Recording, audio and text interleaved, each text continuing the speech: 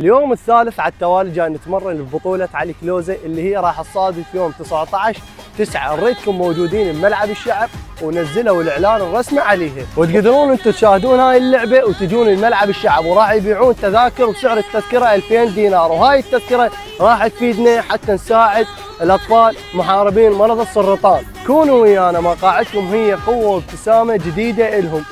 كل تذكرة امل. حتى اقدر العب بهاي المباراه الخيريه لازم تشيرون العلي كلوزه وتخلون هذا التعليق مثل ما جاي تشوفونه. نطالب بمشاركه زكو في المباراه.